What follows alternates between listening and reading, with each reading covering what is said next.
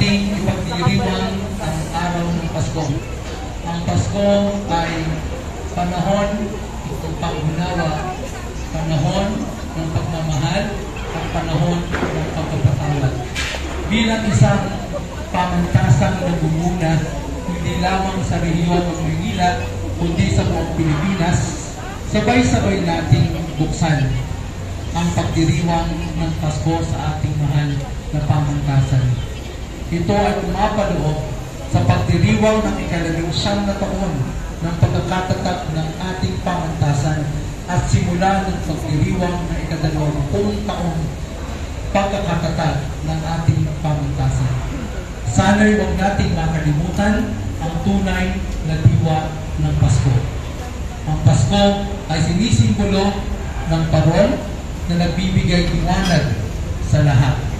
Ito ay sinisimbolo ng isang sabsaban, ng isang simpleng pamilya na nabuhay, ang anak ay naging Panginoon upang ipalaala sa atin ang tunay na diwa ng Pasko.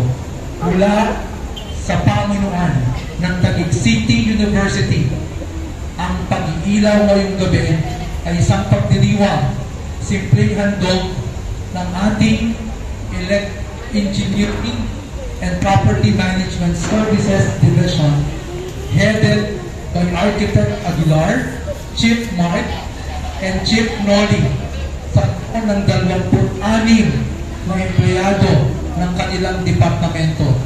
Ang isang simbolo na ang Taguig City University ay nagkakaisa sa pagdiriwang ng 2025 Christmas celebration. Let lighting begins. 5, 4, 3, 2, 1. Christmas PCU!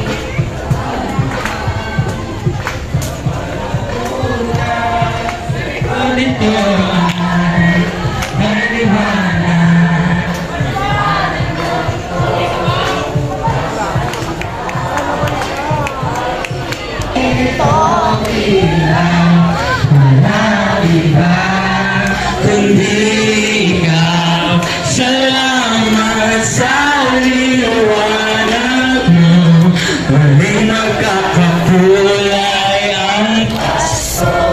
Salamat sa liwanag mo, muling magkakakulay ang Pasko.